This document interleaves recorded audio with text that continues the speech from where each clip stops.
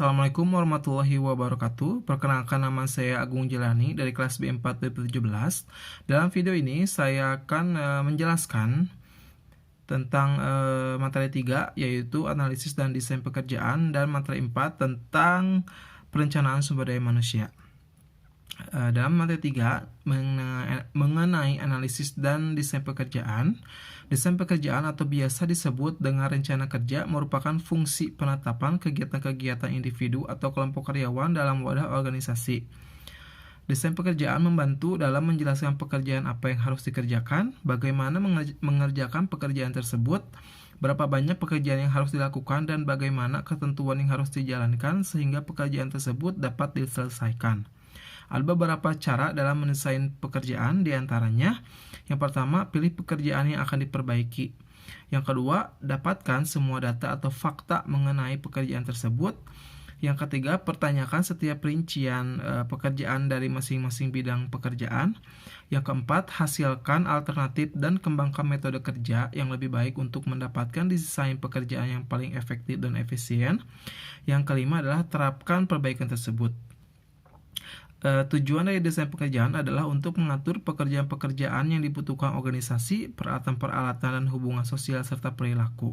Dengan adanya desain pekerjaan, setiap karyawan akan mengetahui dengan jelas pekerjaan serta tanggung jawab yang ia terima sejak awal memulai pekerjaan. Analisis pekerjaan merupakan tahap lanjutan dalam sebuah perusahaan atau organisasi selesai mendesain sebuah pekerjaan. Analisis pekerjaan merupakan studi sistematis mengenai tugas, kewajiban, dan tanggung jawab dari suatu pekerjaan, pengetahuan, kemampuan, serta keahlian yang dibutuhkan untuk mengerjakan suatu pekerjaan. Ada 3 tahap dalam analisis pekerjaan. Yang pertama, mengumpulkan informasi. Yang kedua, menganalisis dan mengelola informasi jabatan. Dan yang ketiga adalah menyusun informasi jabatan dalam suatu format yang berlaku. Analisis pekerjaan mengandung beberapa unsur, diantaranya what, mengenai apa yang harus dikerjakan oleh karyawan maupun atasan. Yang kedua adalah why, mengenai mengapa tugas tersebut dilakukan. Yang ketiga how, mengenai bagaimana mengerjakan tugas tersebut. Dan yang keempat adalah skill, mengenai keterampilan apa yang diperlukan untuk menunjang penyelesaian tugas. Analisis pekerjaan mempunyai manfaat dalam suatu perusahaan maupun organisasi. Yang pertama itu adalah analisis sebuah kepegawaian atau informasi pekerjaan. Yang kedua, desain organisasi, menganalisis elemen, menyusun posisi organisasi. Dan yang ketiga adalah redesign pekerjaan, yaitu untuk meningkatkan metode pekerja, mengurangi kesalahan, eliminasi yang tidak perlu, serta untuk perbaikan kinerja. Dan untuk materi yang keempat adalah mengenai perencanaan sumber daya manusia. Perencanaan sumber daya manusia merupakan proses perencanaan sistematis untuk memaksimalkan sumber daya manusia sebagai aset utama dalam suatu perusahaan. Tujuan dari perencanaan sumber daya manusia ini adalah untuk memastikan kesesuaian antara tenaga kerja dan pekerjaan, baik dari segi jumlah maupun kualitas yang dibutuhkan.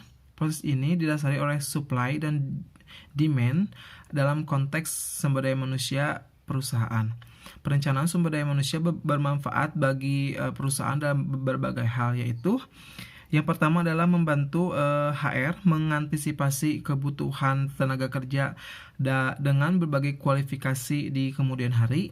Yang kedua, HR bisa bekerja secara proaktif dalam menemukan kandidat yang sesuai.